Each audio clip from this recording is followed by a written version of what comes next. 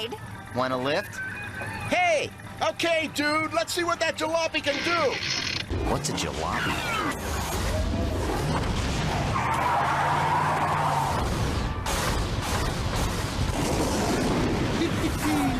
First off the line. Yeah, I'm sure they're feeling pretty silly right now.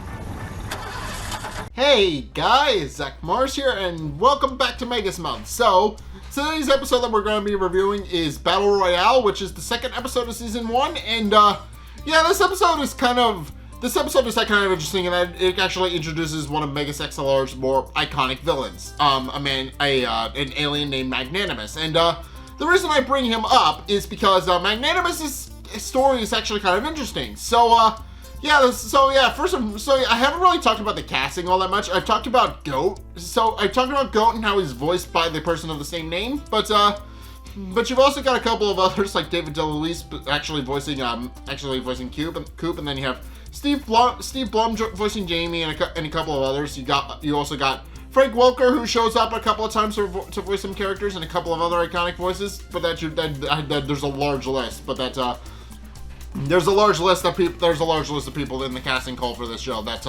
I don't think, honestly, it's just worth going through and just finding all your favorite characters and figuring out who voiced what. That's kind of the interesting thing. But the reason Magnanimous is actually iconic is that he's actually voiced by one of the bigger actors for the time, Bruce Campbell. And what's actually kind of fun about Bruce Campbell's appearance in the show is that the story behind how he was actually cast is actually kind of hilarious. So yeah, the story goes that the show's creators, Jody Schaefer and George Kirstick, they were trying to get through to Bruce Campbell's management, but they kept screening their calls. So undeterred, the two directors then proceeded to go to a live screening / Q&A of Bruce Campbell's most recent movie, Bubba, and also most fun to say movie, Bubba Hotep, and asked him in person if he would like to voice a character for the show. And he was a little bit amused about the actual premise of the show and their begging. So he decided, yeah, I'll lend my voice talents to the show. Why not? And proceeded to give them his management's personal number so that they could get in contact with his manager and actually schedule things and get everything set up. And it wound up working because Magnanimous is one of the more iconic characters. And of course because the story behind how they actually got Bruce Campbell to voice Magnanimous is so iconic that they actually just designed Magnanimous around Bruce Campbell, which is kind of funny. So yeah, I'll explain how in a minute. But the main thing you need to know is that Magnanimous makes a lot of references to a lot of Bruce Campbell's previous movies at the time that this was filmed. So yeah, but at the time this was filmed and recorded and animated, they just threw in a bunch of iconic quotes from some of Bruce Campbell's previous movies and made them dialogue for Magnanimous. So yeah, it's kind of funny that Bruce Campbell just plays Magnanimous, and the way they got him to voice is equally hilarious. And they also just filled it with a bunch of quotes from several of Bruce Campbell's previous movies, and I kind of love it. But in any case, the episode then opens up with an admittedly pathetic bot fight. I should mention it doesn't really matter. I'm not gonna picture the little robots that are trying to fight against one another because they're just pathetic and not really. I mean, it's a reference to BattleBots. I know it's a reference to BattleBots, but admittedly, the in-universe equivalent, their tournament is kind of pathetic, and the show makes a very big point of that. That they're actually admittedly pathetic, and even though the announcer is hyping up all the brutal, quote-unquote, brutal devastation that the bots are causing against each other, in actuality, they're just kind of gently hitting each other and kind of gently tapping each other, and they're not really doing much of anything. One of them is a rammer bot. It's just gently prodding the other one, which has a giant hammer arm, and it's just lightly tapping the other one. So yeah, not particularly enthusiastic. And of course, because the show actually does make fun of that, because where Coop, Kiva, and Jamie are actually watching this is while they're inside a Megas, actually fighting another giant robot, and and also eating fried chicken. And of course, they're just laughing about this because they're currently experiencing an actual fight of massive, of incredible proportions. They're actually doing something like that. That of course the announcer doesn't have the first clue about what an epically gruesome battle actually is, and of course they're actually proceeding to fight, and they're proceeding to fight a robot who I'm not even gonna picture because he's a bit of a jobber that really doesn't really contribute anything to the story. He's literally just this one-off villain that's they fight off screen, is literally only there for the gag. That is it. He's not important to the story like at all, and there are a lot, and there are admittedly a lot of robots like that in this episode. There are a lot because of the nature of how this episode is actually written. But in case, from his space station, we actually meet Magnanimous, and he's actually, or rather, we get a close up of his face, and he watches the whole thing and points out that as he puts it, the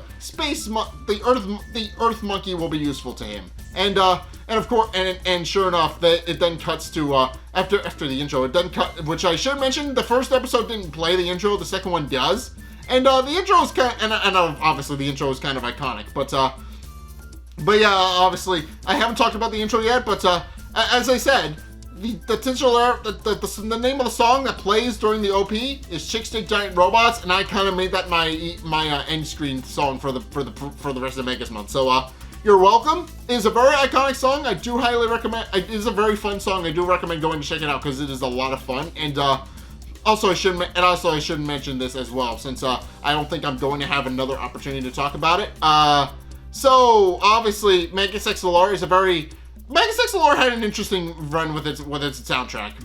I should mention this. So basically, what happened is the team behind Megas XLR actually poured all of their money into making the animation the best it could be, and the end result is that they really only had money for like 1 or 2 songs in the whole show. They had like no money for their soundtrack left over. So what they did, and of course, Chick Stick Giant Robots aside, they just the way they got around this was just by picking and choosing all the audio library from what Cartoon Network already owned. So if you hear a couple, you'll probably recognize a couple of tunes from Megas XLR that you might have recognized from another show. So if you're sitting through Megas XLR and are like, hey, I know this song, I've heard it somewhere before, that's why. They had no money for their soundtrack, so they just pulled it in from other shows, and it kind of works. It works really well for the show. It's one of those things you're not going to notice unless you actually look it up. But in any case, gushing about the soundtrack a little bit aside. Of course, Coop and Kiva are actually doing their own independent improvements on the car while Jamie is just sitting there reading a comic book, and of course, Coop and Kiva kind of hit it off a little bit about their technical expertise, and Coop admits that Coop points out to Kiva that while he's more than happy to help her save the world, and points out that they will eventually have to save the world from the Glorft, he also asks her what exactly it is that she's tinkering with in the back seat, pointing out that he obviously didn't give her a heads. He asked her for a heads up in case she ever wanted to modify his giant robot, and of course she admits that what she's actually doing is looking for parts to actually repair the time drive. Because for very obvious reasons, they need to get back to the Battle of the Last Stand. Otherwise, they're never going to be able to successfully defeat the Glorft, and are never going to actually be able to turn the side of humanity so that the humanity actually wins its battle against the Glorft. And of course she points out that obviously in 2004 she doesn't necessarily have all the tools and whatnot that she needs to actually fix the time drive, and proceeds to point out that she actually has no idea what she's actually supposed to do. So for the time being, she's just kind of tinkering around with whatever parts she has available and see if she can find something suitable to fix the time drive. Meanwhile, Jamie is actually reading it. Once again, I've mentioned Jamie is actually reading a comic book, but he's actually reading a comic book about space Amazons, and this actually prompts a flashback from him where we once again we see what's inside Jamie's little deviant mind, and sure enough, he imagines himself being king of the Amazons, and that Coop is his court jester and Kiva is his loyal servant, which of course again, I've mentioned this multiple times. Jamie is not a good person, but and once again, this episode just kind of confirms that. It confirms that Jamie is not the most likable person. But once again, it's funny for the episode, and it is funny. So we just kind of go along with it, laugh along with it, because that's the kind of character Jamie is. And obviously, obviously, as I mentioned, it's okay for a character to just be a dick. It's fine. Nobody cares. It's just like, yeah, a real life situation. You wouldn't want to be Jamie's friend, but admittedly, Jamie's funny. We don't need to necessarily root for the guy, but he's funny to watch. But in any case, as Coop and Kiva and Jamie then proceed to actually get ready to actually go on their merry way, Jamie actually asks Kiva if she knows any planets with space Amazons on it, and pointing out that he would actually like to visit, but of course, Kiva then points out that she's from the future and doesn't actually know where any space planes with space Amazons on them, and also points out that this isn't a comic book, this is real life. Obviously, there's not going to be a planet with space Amazons, and even points out that and of course, Jamie needs to stop screwing around and take their mission a little bit more seriously, since obviously he's not contributing anything. He's literally just there for the ride to be Coop's wingman and best friend. That's literally the only reason he's there. He has literally no other reason to be there other than to provide moral support. But in case Coop does eventually fix the engine and revs it up, and of course Kiva immediately covers her ears because the sound isn't particularly pleasant, because Coop had actually tuned up the engine and it's very loud in her ears, and since he's obviously not used to the idea of an engine yet, or rather she's not used to the idea of a very particularly loud engine yet, she obviously doesn't fully understand that, and she doesn't fully understand that that's a good sound, and obviously just covers her ears because of that. But in cases at this point, where they're actually approached by Magnanimous, who and this is actually kind of funny, where they just kind of where Coop and Jamie just kind of gawk at him a little bit, because and this is where I'm going to bring this up. So Magnanimous is actually Bruce Campbell's head in a MODOK body, and that is the funniest thing ever. But because of that, they just kind of can't really fully comprehend what they're staring at. They just notice that he's a big little head with the tiniest little legs, as they put it, and admittedly, if you've never seen MODOK before, then yeah, that's exactly what the show is referencing here. It's referencing MODOK, who is once again another iconic villain with a big head and tiny little arms and legs. But yeah, But in any case, Magnanimous introduces himself, and then points out that he actually owns a giant space stadium and that he actually points out is actually one of the largest fighting arenas in the galaxy, and he then proceeds to point out that of course he's been recruiting fighters from all across the galaxy to fight in his battle royale, but he also admits that up until he saw Megas in action, he pointed out that the Earth wasn't actually eligible for competition because they didn't have a giant robot. And now, of course, they do have a giant robot. So he asks Coop if he would like Coop and everybody else if they would like to, Coop, Jamie, and Kiva, if they would like to actually be in his tournament. And of course, Kiva is a hard no. She points out that they have better things to do than actually participating in some sort of tournament for Magnanimous. And Coop is obviously very interested because, as by his own admission, the belt kind of matches Megas' paint scheme, and he kind of wants it, and he kind of wants it to actually just kind of show off. And meanwhile, but of course, Kiva has multiple objections, namely that if they do wind up taking part in the tournament and the Glorf attack, there's not going to be anybody to actually defend Earth. So she does point out that that's a very big reason why they shouldn't participate in the tournament, but of course, Jamie is very much gung-ho about the whole, yeah, let's go fight in the tournament, even though Kiva points out that to let Coop make his own decisions, but Jamie points out that Coop kind of can't make his own decisions, but even though Kiva points out that doesn't seem like it's true, and then proceeds to ask Coop what he would like to do, and naturally Coop decides that they should participate in the tournament, and they immediately fly out to go to Magnanimous Stadium, which I think, I'm pretty sure it's a Halo reference. I'm pretty sure it's a reference to the Halo video games, but it's a giant stadium with a big space station sticking out of the bottom of it. That's all it really is. It's just giant space station with a stadium on top, and that's kind of cool. But in case after parking Megas inside the arena, Coop then proceeds to gawk around the arena, pointing out that it's very big and very shiny, and he also notices the belt, which he also points out is very cool and very interesting, and it's also at this point where Kiva and Jamie kind of just decide to take everything in as well. Jamie of course wants to immediately go check the odds so that he can figure out whether or not he should actually bet for Coop or not. And of course Kiva absolutely encourages this, pointing out that she wants him as far away from Megas and them as quickly as possible. But then Magnanimous points out that only the people who are actually participating in the tournament are allowed inside, and of course that obviously excludes Kiva, since Coop is obviously Megas' pilot, and therefore is the one that should actually be the one driving it. And while Kiva does understand, she also points out that now she doesn't really have anything to do. So Magnanimous offers to actually bring her to her junkyard, pointing out that she may be able to find some parts for her time drive there.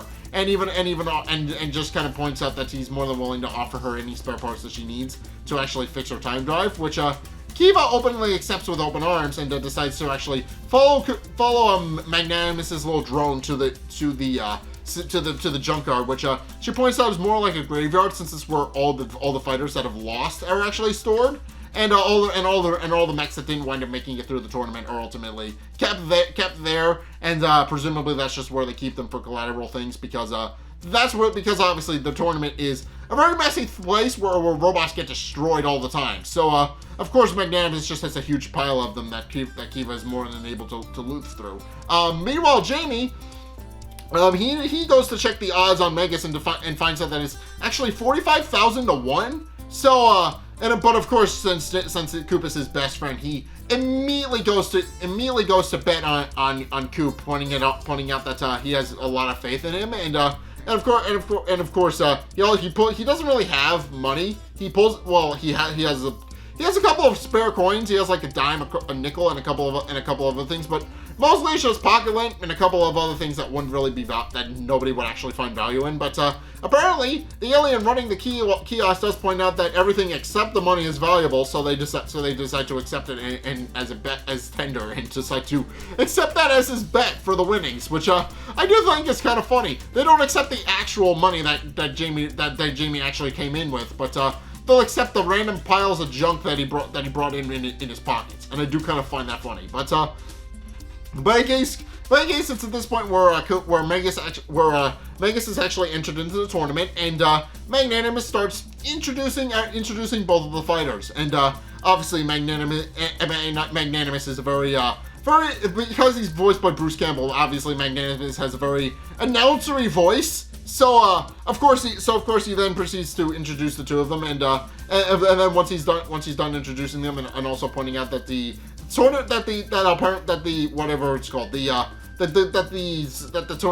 stadium is actually working at full capacity. After talking to his underlings who are running everything, he then points out that let's see if Coop, or as he puts it, the space monkey's fat pie hole will be if the Earth monkey's fat pie hole will be able to put his money where his mouth is, and of course it's at this point where the first fight in the tournament actually winds up taking off, and of course Coop is immediately booed, because obviously he's the first time a human has actually set foot in the tournament. Obviously nobody even knows what to make of him yet, but of course he's the new guy, so of course they're like, yeah, he's not gonna win. There's no way in hell he's gonna win. But to this point where we actually see the first robot, and the first robot admittedly has a cool design, but of course it does kind of punch Coop around a bit while he's distracted and trying to figure out what exactly it is that's going on around him, and he's just kind of taking in the 3D holo technology that the Stadium has built in, where it just kind of renders a bunch of different places for the tournament to come in, and Coop is busy kind of watching it a little bit, that he doesn't notice the robot just kind of punching him, but and of course it immediately knocks him into the wall, which doesn't really help matters, but then Coop gets himself back up, and then proceeds to start facing off against the giant robot, and against the other giant robot, and and sure enough, he then after the giant robot tries to go in for another attack, he picks him up and throws him into a lake, which does temporarily distract the giant robot. But when he starts getting back up, Coop then proceeds to finish him off by dropping a tree on him, which does work. He just kind of slices the tree in half with what I believe is a plasma sword that Megas just kind of has. And of course, that's one of the many weapons that Megas has. I should mention. It's just one of the many things that it's very much a super robot. I should mention. It's supposed to be a homage to all kinds of mecha anime, and of course, that both includes practical anime like Evangelion and a couple of others, but also magical anime like Planet With and a couple of other things where the robot has magical powers that don't really make sense as a robot from a robot standpoint, but it does make sense from a story standpoint that the robot is just magical and is able to pull whatever weapon it wants out of his ass. So, in that case, Coop immediately destroys the giant robot and then takes a victory lap to celebrate, while Jamie goes to collect his winnings, and sure enough, everybody just kind of stares him a little bit because they couldn't believe that Coop actually won. But of course, Jamie decides to let the bet ride because obviously he feels like Coop is going to actually win a lot more fights. So and of course he also starts picking up chicks. I should mention because he's actually doing very well, because Coop is actually doing well in the tournament. Jamie from this point onward starts picking up various alien women who notice that he's actually that his friend is doing well in the tournament, and realizing that he now has a newfound wealth, Jamie decides to exploit that to get the numbers and get the numbers of various alien girls, and starts hanging out with them. So yeah, Jamie is admittedly a very terrible person, but I am kind of happy for him that he actually managed to get some girls to pay attention to him. Meanwhile, Kiva is currently looting a bunch of scrap and spare parts, and now has a full box of various spare parts that she can use to actually kind of maybe fix the time drive with, when she accidentally drops one and it lands in a restricted room that she's not supposed to enter. And of course, she follows it in and doesn't fully understand what exactly it is she saw, what it is she's seeing. She just sees a giant computer monitor thing just sitting in the middle of the room. But she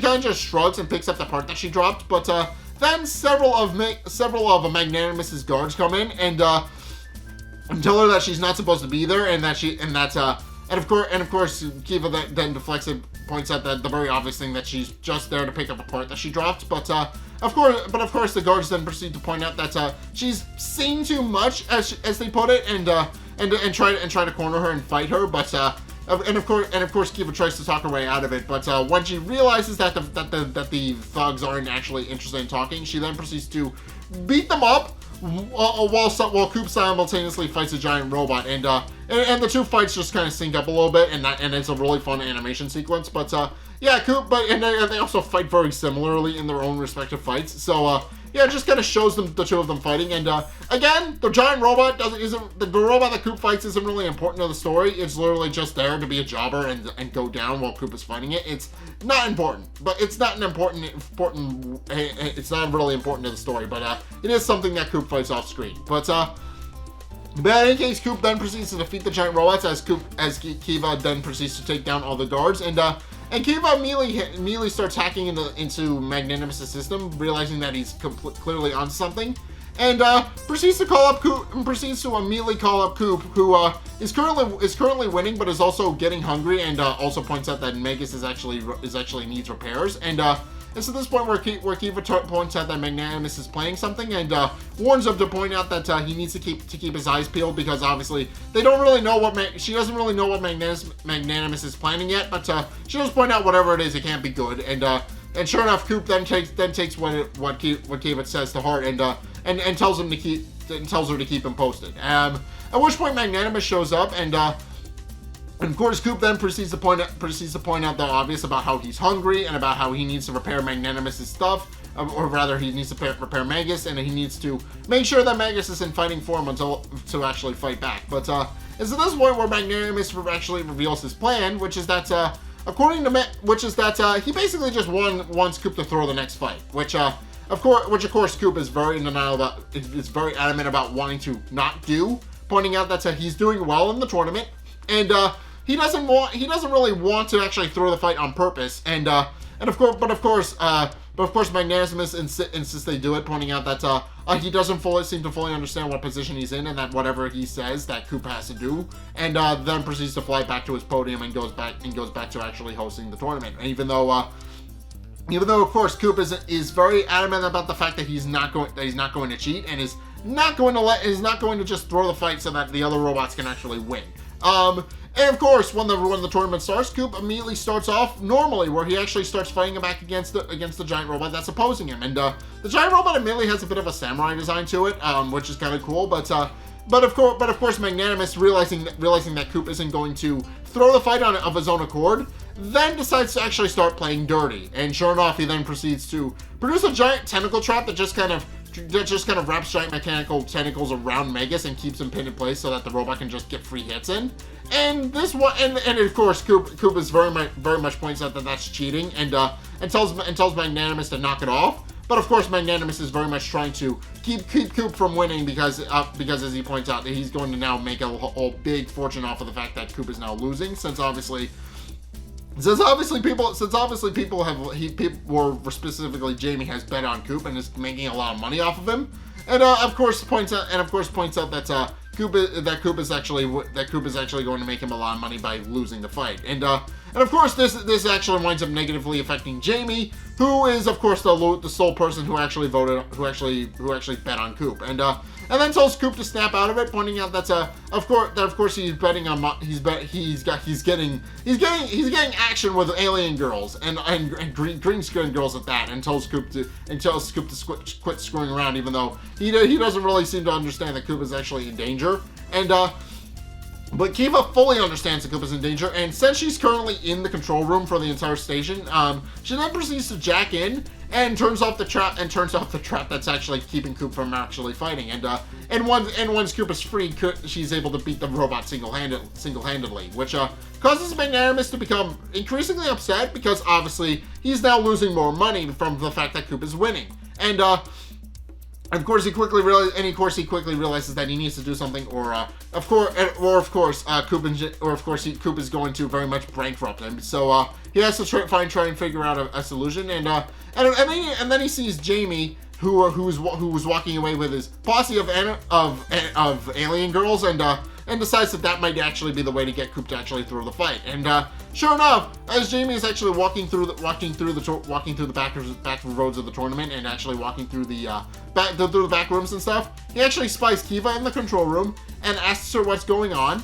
And of course, Kiva points out that she thinks that Magnanimous is up to something, and asks what Jamie is doing there. And of course, Jamie admits the incredibly obvious. He's just there because of alien girls. He's just there because he's been winning a lot of money on Coop, and is very happy about the fact that Coop through his success in the tournament has actually enabled Jamie to get some action with some alien girls, which of course Jamie is very happy about. But then Magnanimous shows up and he decides to knock Jamie into the room, and proceeds to tell them that of course it was a lot of fun, but he then points out that obviously he was tipped off about the fact that somebody is monkeying around in his control room. So of course he came to investigate, and points out that obviously they're not going to be able, that obviously now that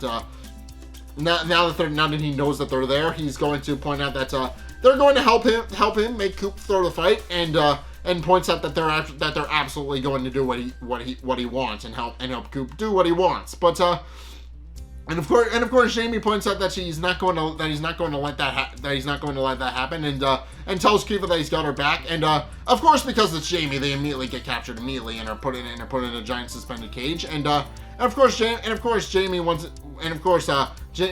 Kiva then scolds Jamie for getting them caught. And it's at this point where Magnanimous once again approaches Coop, and also contacts him through his monitor, and proceeds to point out that of course now he has leverage to actually get Coop to throw the fight. But Coop once again insists that he's not throwing the fight on purpose, and also points out that Magnanimous isn't going to be able to cheat the same way he did before.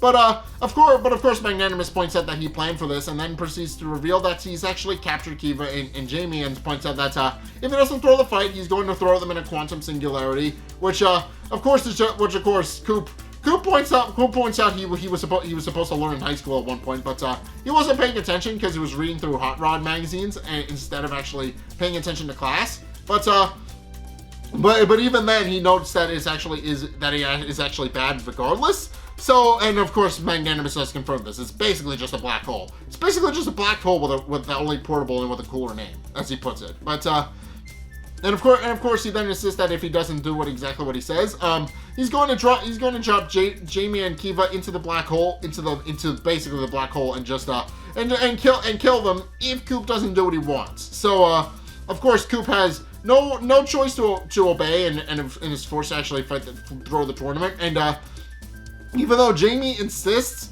that he's actually that Coop can't do that because he's got a lot riding on this, but when he realizes he's being dangled over a black hole, that he immediately sings a different tune and tells Coop to go ahead and throw the fight because obviously his life is more important. But and of course, Coop then immediately just sits there and lets the next batch of fighters stand around, and there's immediately a 5-to-1 fight, which isn't fair, and Coop kind of knows this, but he realizes that he needs to do so to actually protect the lives of his friends. So he just lets the robots fight him around, and he also asks Jamie what his advice actually is to actually do, and because the signal from the monitor actually breaks up, Coop misunderstands what Jamie's actually telling him and actually winds up throwing one of the robots, which causes them to actually fall into once again another lake. But And of course, Kiva realizes that they're not going to be able to reliably let Coop just throw the fight and let himself be beaten around a bit. So she decides to actually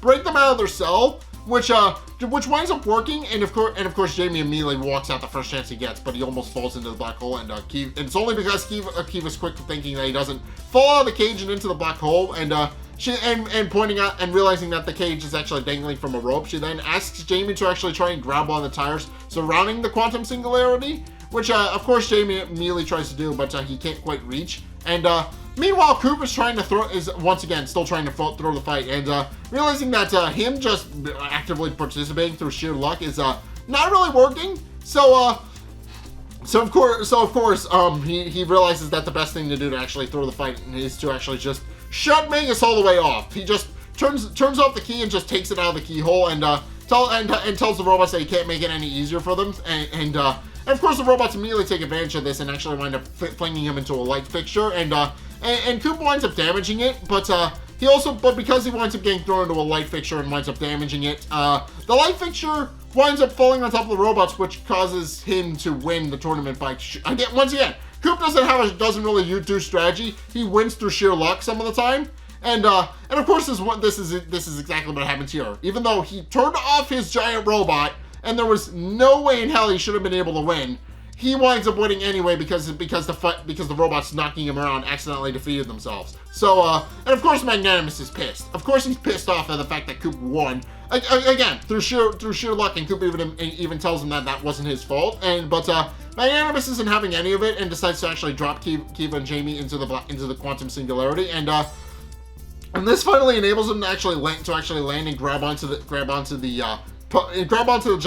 of the towers. But of course Jamie doesn't have the upper arm strength to actually pull the two of them to safety, and so Kiva gives him some encouragement, pointing out that if he doesn't pull the two of them to safety, that she'll never be able to take him to see the planet of the alien Amazon girls. And this does cause Jamie to get a burst of confidence and trying to actually pull them to safety, but he realizes that he still can't do it, so Kiva has to climb herself to safety, and proceeds to pull herself up to the top of the tower, and of course then proceeds to rescue Jamie. And Magnanimous quickly notices this on his monitor, so he sends several drones to actually try and blow them up. And of course Kiva, with her skilled robot piloting knowledge, immediately grabs onto one of the drones, and then proceeds to hijack it using its various controls against it to kind of fly it around. And of course this causes the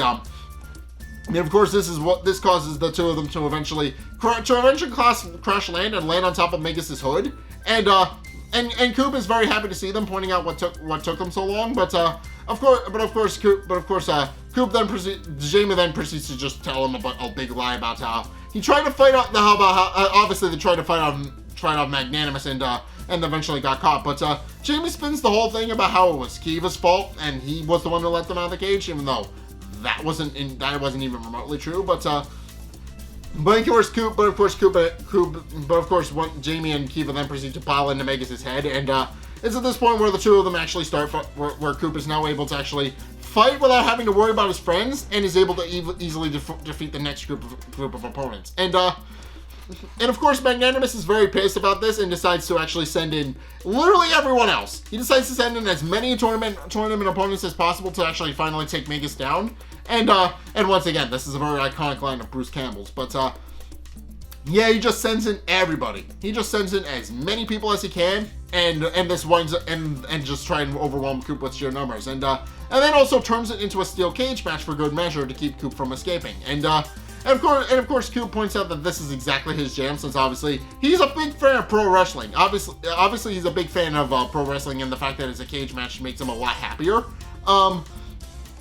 But in case that's at this point where Magnanimous points out that he's tired of Coop kind of costing him so much money, and tells him that he's going to now he's actually going to suffer, and that his walking junk pile of a robot is going to pay the consequences and be destroyed into pieces. And this finally is enough for Coop, and Coop finally delivers one of his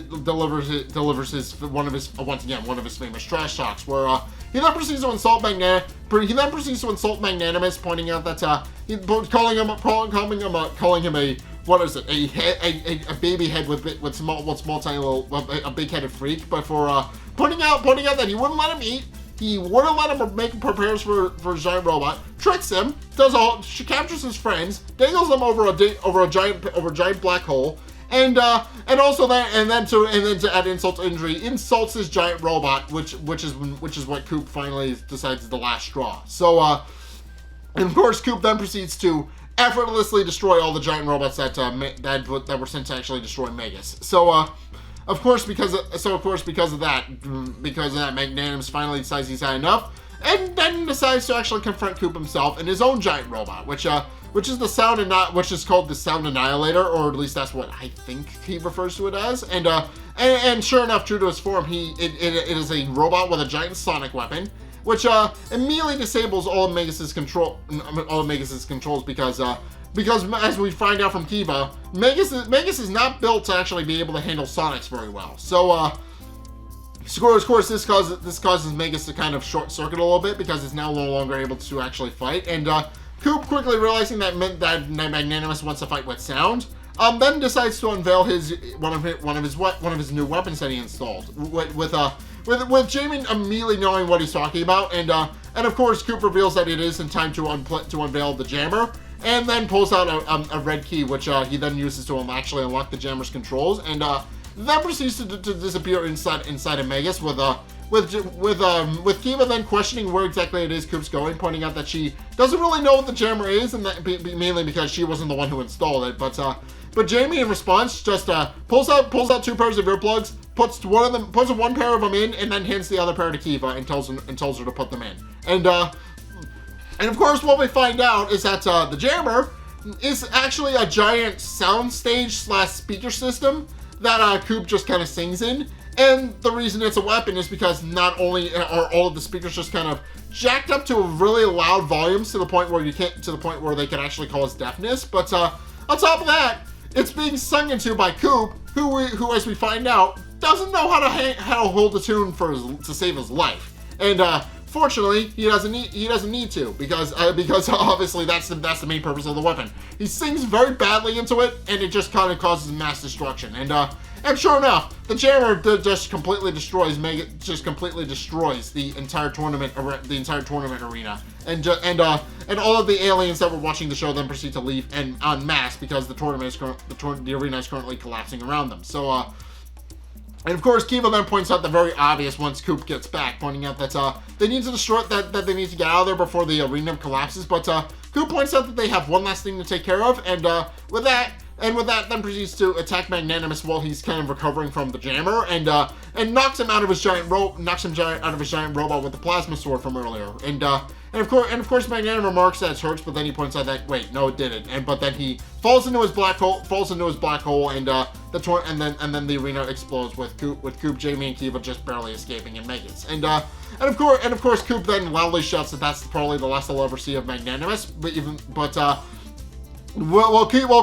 and Jamie talk normally because obviously they had earplugs in. They are fine. But of course they then proceed to point out that that's likely the last I'll ever hear of Magnanimous, and Kiva points out that that's probably the last I'll ever hear of anything, and to actually go off and celebrate, Jamie then decides to take Kiva up on her word and goes to find the planet and tells Coop to go find the planet of the space Amazons, and Coop openly agrees, asking if they have a food and wondering out loud if they have a food court, and of course, as we find out in the credit sequence, they do, and the three of them then proceed to go and eat, while Jamie actually tries to strike it up, tries to ask out one of the waitresses, and she immediately slaps him. So, yeah, that's the end of episode 2, and I do kind of like the premise of Battle Royale. Obviously, there were a lot of robots that I couldn't picture, mainly because they weren't on the wiki, but also because they're not really important. The designs are cool, yeah, but they don't really play any sort of significant role in the episode. They're literally just there to be jobbers and for Coop to actually just take down defeat. So, yeah, they're not very important, but of course, this episode also introduces one of the more iconic villains of the series, Magnanimous, and I should mention we are going to see him again because he is one of the more because he is a recurring villain, and but yeah, the fact that he falls into a black hole, I'm curious. I don't remember the show much. I do remember bits and pieces of the show, but of course Magnanimous obviously isn't dead. But I am curious how they're actually going to explain how he came back from falling into a black hole. That's going to be interesting for them to actually address. And once again, I do want to point out, Magnanimous, just a fun villain. He's voiced by Bruce Campbell. He looks like Bruce Campbell, and obviously his robots are all references to Bruce Campbell's more iconic role of Elvis in Bubba Hotep. So yeah, I haven't mentioned this, but his robot does look a bit like Elvis, which is kind of fun. But yeah, in any case, that's just gonna be it for my review. And literally all this episode really was a battle royale where Coop just fought against a bunch of jobber robots and eventually defeated Magnanimous, who kind of tricked him into fighting in a tournament that he was supposed to throw. So yeah, this episode was a lot of fun. I enjoyed it, but in any case, yeah, thank you guys so much for watching. If you enjoyed, be sure to like, comment, and subscribe. Also, be sure to follow me on Twitter in the description below. Be sure to check out my Patreon in the description below as well. It's only a couple bucks a month. It does really help me out. And you guys get access to a bunch of cool perks that are my way saying thanks. So be sure to check those out. Link is down in the description. And as always, then thank you guys so much for watching. Be sure to check out my videos linked in the end screen as well. Top video is the most recent one, and may or may not be this one. Whereas the bottom video is actually the previous one that I've done of these Courage months. So if you want to go if you want to go check that out and see the previous one of these that I did, again, go check that out. Link is down in the description. Just go check that out. But in any case, yeah, thank you guys so much for watching. As the next time, I will see you guys in the next video. Peace.